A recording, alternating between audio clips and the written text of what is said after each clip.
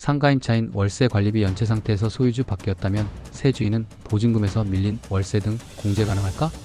네, 가능합니다. 대법원 2015-11만 8874 선고 2017.3 22 임차인이 월세와 관리비를 연체하고 있는 상태에서 주택이나 상가 소유주가 교체되었다면 새로운 소유주는 임차인의 보증금에서 연체 차임 등을 공제할 수 있다는 대법원 판결이 나왔다. 대법원 민사 3부 주심 김재영 대법관은 상가 건물 소유주 어씨가 임차인 B씨를 상대로 낸 건물명도 소송에서 원고 일부 패소, 판결한 하급법원의 원심 판결을 파기하여 최근 사건을 서울동부지법으로 돌려보냈다. 어씨는 2014년 7월 경매를 통해 상가를 취득하였다.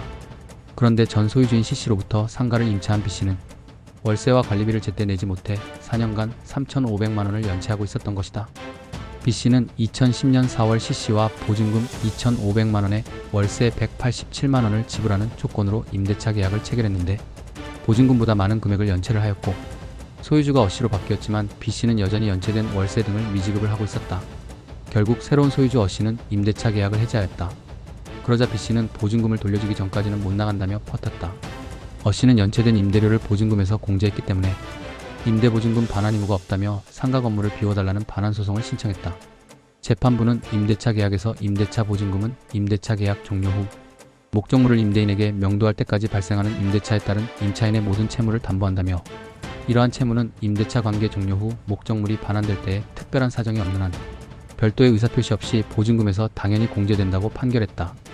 이어 임차 건물의 양수인이 건물 소유권을 취득한 후 임대차 관계가 종료되어 임차인에게 임대차 보증금을 반환해야 하는 경우에도 임대인의 지위를 승계하기 전까지 발생한 연체 차임이나 관리비 등이 있으면 이는 임대차 보증금에서 당연히 공제된다고 봐야 한다며 일반적으로 임차 건물의 양도 시에 연체 차임이나 관리비 등이 남아있더라도 나중에 임대차 관계가 종료되는 경우 임대차 보증금에서 이를 공제하겠다는 것이 당사자들의 의사나 거래관념에 부합하기 때문이라고 판결 이유를 설명하였다. 1심은 B씨는 상가를 인도하고 밀린 관리비 등 2,088만 원을 주라며 어씨의 손을 들어줬다.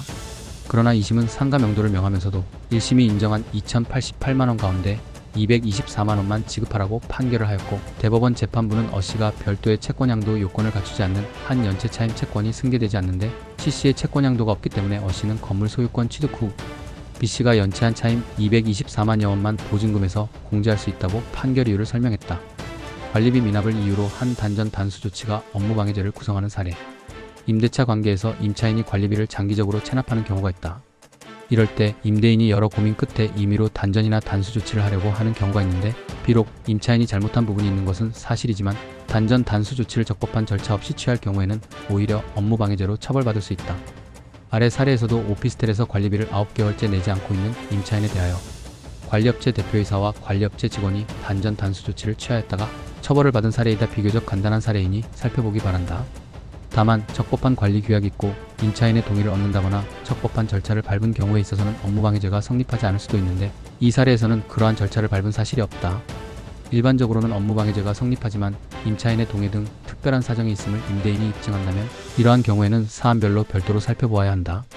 서울 남부지법 2007 고정 4546 판결. 판결 주문.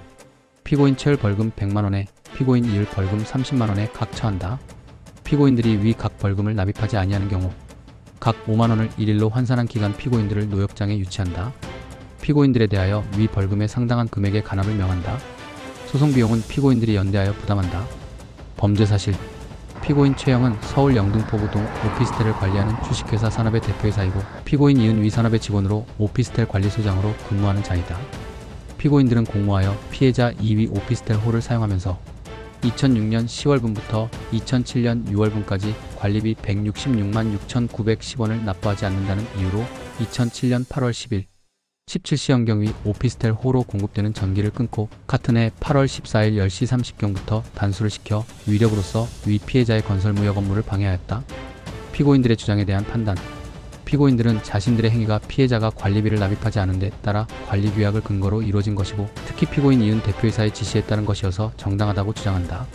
살피건대 앞서 본 증거에 의하면 관리규약이 적법 유효하게 체결되었다는 자료가 없고 오히려 피고인 최에 대한 경찰 피의자 신문조서의 진술기재에 의하면 최의 다른 오피스텔 관리규약을 참조하여 혼자 만든 다음 일방적으로 관리소장에게 팩스로 넣어주었을 뿐이라고 되어 있으며 제대로 공지되었다는 자료도 없다. 피해자는 위 오피스텔의 하자와 세대별로 전기료를 정확히 계산하지 않는다는 이유로 이의를 제기하였다가 피고인들이 아무런 조치를 취하지 않자 그 해결을 촉구하는 의미로 관리비 납부를 거부한 것으로 보이는데, 이에 대해 피고인들은 하자 문제의 해결이나 전기료와 관련한 충분한 설명 또는 해명을 하지도 않고 그 권리를 확보하기 위한 다른 적법한 절차 또한 취하지도 않은 채 연체된 관리비를 납부할 것만 톡촉하다가 자신들의 우월한 지위를 이용하여 위와 같이 단수 조치를 취하기에 이른 이상 그 동기와 목적이 정당하다거나 수단이나 방법이 상당하다고 볼 수 없고, 관리소장의 지위에 있는 자가 상사의 지시에 따랐다는 이유만으로 그 책임을 면할 수는 없으므로 피고인들의 주장은 이유 없다, 이상의 이유로 주문과 같이 판결한다 라고 판결을 한 사례도 있다.